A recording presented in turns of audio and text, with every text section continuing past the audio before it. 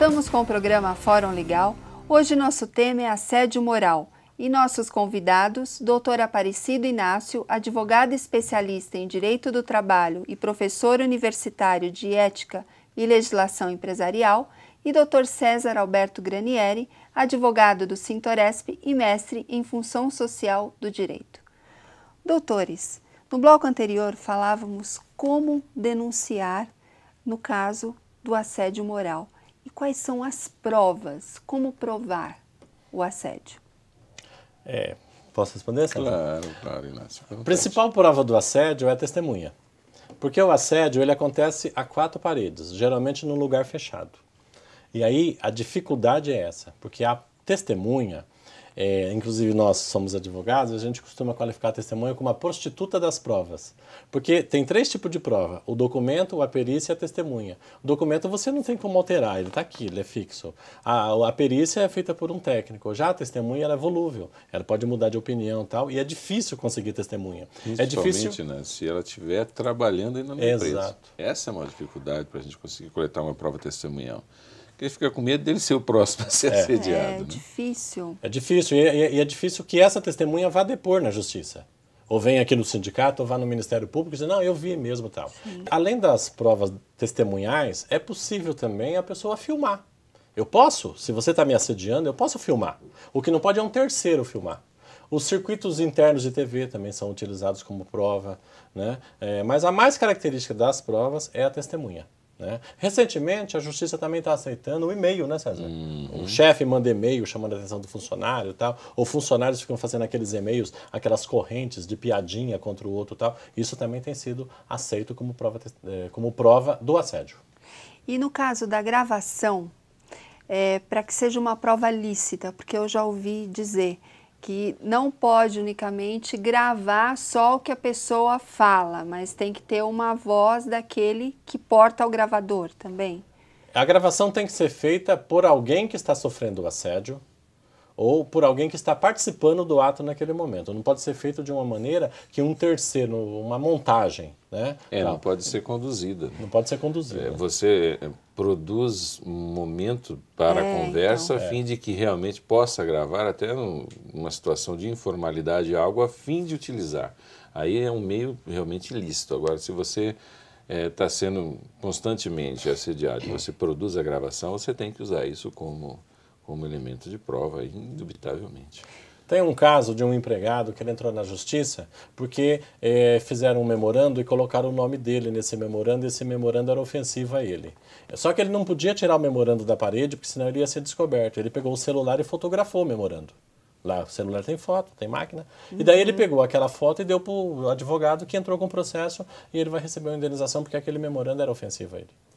Então é possível. Não é uma prova ilícita. Ele fez a foto. Sim. Não é uma prova ilícita.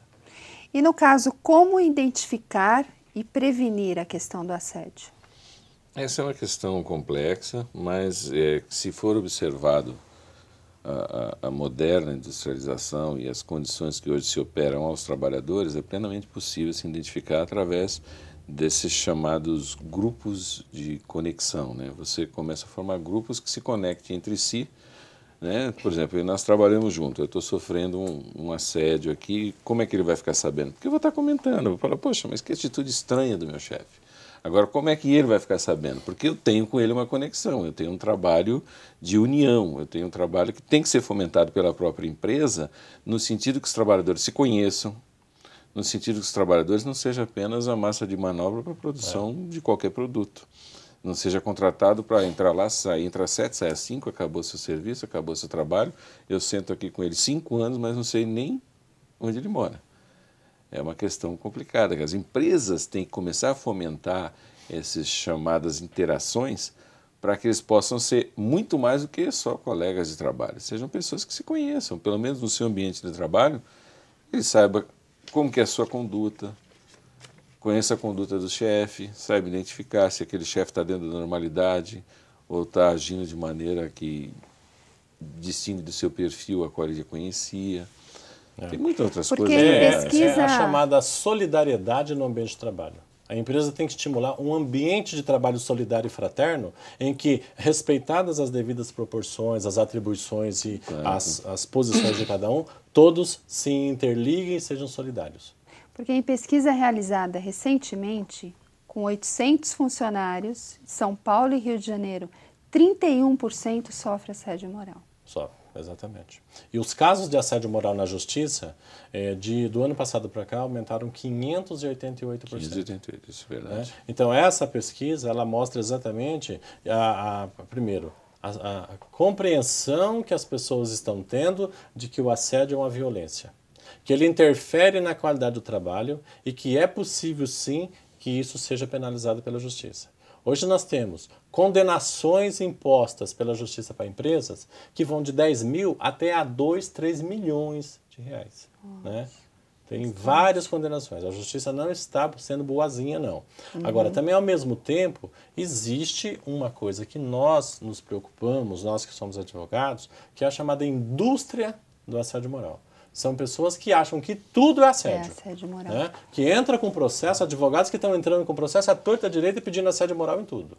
O assédio é uma característica, uma violência no ambiente de trabalho, que tem que ser muito bem provada, muito bem documentada, mas o que é importante destacar, antes de tudo, é a necessidade que tanto as empresas quanto os sindicatos devem ter de prevenir o assédio. Não vamos deixar ele acontecer, vamos trabalhar para que não aconteça. Vamos evitar que o assédio aconteça, estimulando esses fóruns de ligação. Eu tenho recomendado para os meus alunos, no curso de Recursos Humanos, a necessidade de se ampliar os códigos de ética dentro das empresas, possibilitar que as empresas deem publicidade aos códigos de ética e, quando houver uma denúncia de assédio, a empresa tem que ter a grandeza de investigar aquela denúncia e não ficar simplesmente demitindo um empregado. Doutor, o senhor escreveu uma cartilha a respeito das dicas como a gente pode adquirir essa cartilha? Na verdade, são duas cartilhas, né? Esta aqui, Assédio Moral no Mundo do Trabalho, né, fala das características do assédio. É uma cartilha em perguntas e respostas, traduzindo o juridiquês. Né? Nós temos uma prática, muitas vezes, de escrever termos difíceis no direito. Então, o que eu fiz? Eu traduzi, numa linguagem de leigo, esta cartilha em perguntas e respostas. Então, ela começa: o que é o assédio? Como ele se manifesta? Qualquer conflito no ambiente de trabalho caracteriza assédio? O assédio ocorre apenas entre superior e subordinado? Quais as consequências? Então, ela está no meu site. Essa aqui fala do assédio de uma maneira geral. Esta outra cartilha que foi lançada agora, mês passado, ela fala do assédio especificamente e da discriminação de negros, de gays, de lésbicas, de jovens no primeiro emprego, é muito comum o jovem no primeiro emprego, as mulheres, o obeso. Então aqui eu dou casos concretos de discriminação que resultaram em assédio moral. As duas estão disponíveis no meu site. Eu vou deixar uma cópia dessas cartilhas aqui como contribuição à biblioteca do sindicato, né? Mas também elas estão disponíveis no meu site, pode ser acessada e pode ser impressa a qualquer momento. E qual que é o site? É www.inacioepereira.com.br. Vamos repetir? Vamos. www.inacioepereira.com.br. Está lá disponível gratuitamente para colaborar pelo esclarecimento das pessoas. Doutor César, uma mensagem final: como prevenir o assédio moral? O assédio moral ele pode ser prevenido, se assim puder ser dito, se você tiver muita comunicação no ambiente de trabalho. Nós estamos vendo a área da comunicação e o isolamento do ser humano cada vez mais. Então seria importante retomar a comunicação no local do trabalho, através de todos esses processos já apresentados, e aí nós estaríamos criando condições de identificar e produzir a prevenção. Doutor César, obrigada pela presença no programa Fórum Legal. Eu que agradeço. Obrigada, doutor Aparecido. Muito obrigado também, foi um prazer. Hoje chega ao fim a série Assédio Moral. Dúvidas? Mande para o nosso e-mail programaforumlegal@sintoresp.org.br. Quer rever este programa? Acesse o site www.sintoresp.com.br. E se você não assistiu ao programa anterior, clique na logo do Fórum Legal no nosso site, onde você poderá assistir todos os nossos programas. E na próxima semana, um tema especial para você. Obrigada pela sua companhia e até lá!